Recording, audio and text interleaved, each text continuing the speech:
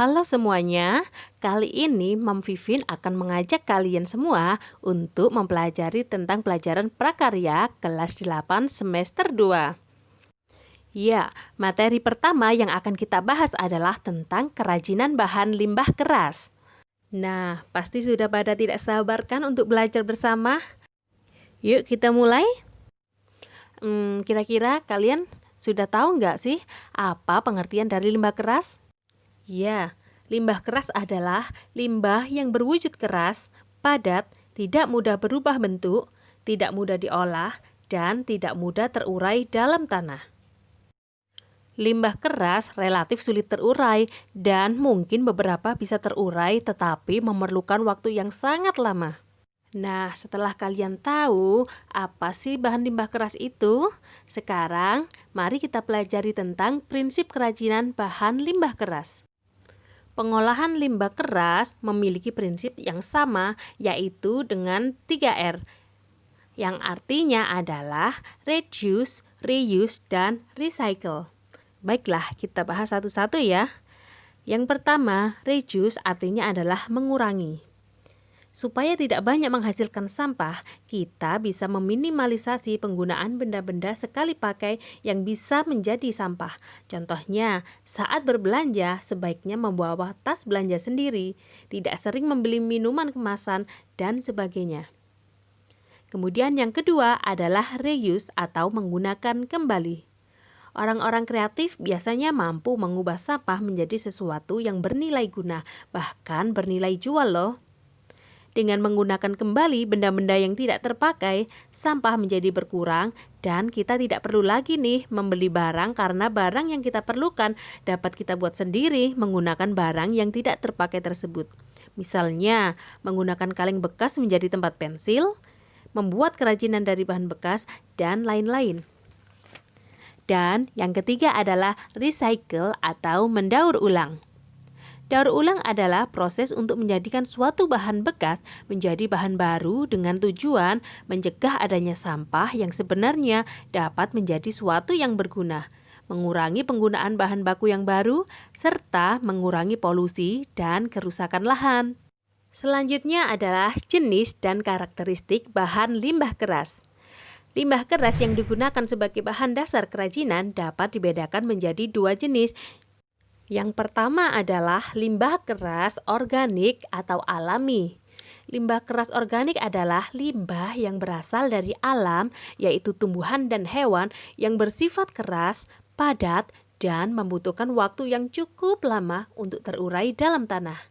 Contohnya nih, cangkang kerang laut, siksik ikan keras, tulang ikan, tulang hewan berkaki 4, misalnya sapi, kerbau, atau kambing, kemudian tempurung kelapa, dan potongan kayu. Hampir semua limbah keras organik dapat dimanfaatkan kembali sebagai produk kerajinan, tetapi diperlukan peralatan yang cukup kuat untuk membantu dalam pengerjaannya. Dan yang kedua adalah limbah keras anorganik atau buatan.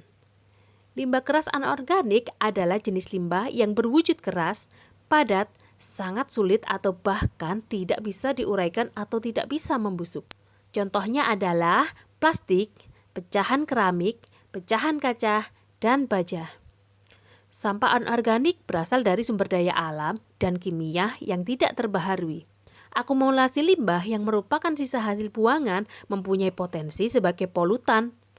Oleh karena itu, dengan proses daur ulang limbah mendapat perhatian khusus dan penanganan yang maksimal.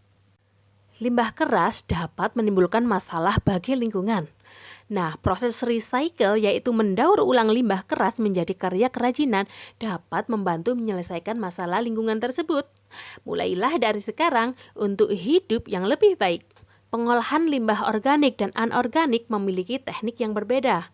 Limbah organik biasanya didaur ulang menjadi pupuk tanaman sampai dengan bahan bakar biogas. Sementara limbah keras yang ada di lingkungan masyarakat terlebih dahulu dilakukan pengolahan melalui beberapa cara sebagai berikut. Yang pertama adalah sanitasi atau sanitary landfill. Sanitary landfill yaitu suatu metode pengolahan sampah terkontrol dengan sistem sanitasi yang baik. Kemudian yang kedua adalah melalui pembakaran atau incineration. Pada incineration, sampah dibakar di dalam alat yang disebut dengan incinerator. Hasil pembakarannya berupa gas dan residu pembakaran. Kemudian, yang ketiga adalah penghajuran atau pulverization. Pada pulverization, penghajuran sampah dilakukan di dalam mobil pengumpul sampah yang telah dilengkapi dengan alat pengaduk sampah. Sampah-sampah tersebut langsung dihancurkan menjadi potongan-potongan kecil yang dapat dimanfaatkan untuk menimbun tanah yang letaknya rendah. Yang selanjutnya adalah materi tentang pengolahan bahan limbah keras. Nah, di bawah ini ada proses pengolahan sederhana yang dapat dilakukan untuk bahan limbah keras. Mau tahu? Yuk kita simak. Yang pertama adalah pemilahan bahan limbah, yaitu seleksi bahan limbah keras perlu dilakukan sebelum proses produksi. Dan yang kedua adalah pembersihan limbah. Keadaan limbah keras biasanya tidak cukup bersih loh. Oleh karena itu, perlu dilakukan pencucian dengan menggunakan deterjen agar zat bekas makanan atau minuman dapat larut dan limbah keras menjadi bersih. Yang ketiga adalah pengeringan. Pengeringan dilakukan secara konvensional, yaitu menggunakan sinar matahari langsung atau dapat juga secara langsung dengan dibersihkan menggunakan lap kering. Dan yang keempat adalah pewarnaan. Pewarnaan pada limbah keras dapat dilakukan dengan cara disemprot atau dikuas dengan cat. Dan yang kelima adalah pengeringan setelah pewarnaan. Setelah diberi warna, bahan limbah harus dikeringkan dengan sinar matahari langsung atau diangin-anginkan. Dan yang terakhir adalah penghalusan bahan agar siap pakai. Bahan limbah yang sudah kering dapat di-finishing agar mudah diproses menjadi karya. Proses finishing juga berbagai macam caranya loh, seperti dipotong, ditempa, dilem, digerinda, atau diamplas. Materi yang selanjutnya adalah proses produksi kerajinan bahan limbah keras. Nah, sebelum ke pengolahannya, di bawah ini merupakan penggolongan hasil limbah keras yang dapat dijadikan bahan baku produk kerajinan dilihat dari kondisi wilayahnya.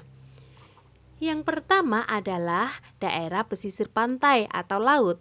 Limbah keras yang banyak tersedia seperti cangkang kerang, tempurung kelapa, sisik ikan, dan tulang ikan. Kemudian yang kedua adalah daerah pegunungan. Limbah keras yang banyak dihasilkan di daerah ini adalah limbah kayu pinus, kayu abasia, dan kayu kamper. Yang ketiga adalah daerah pertanian. Limbah keras yang didapat di daerah ini adalah tulang-tulang hewan seperti tulang sapi, kerbau, kambing, ayam, serta tulang ikan. Dan yang terakhir adalah daerah perkotaan.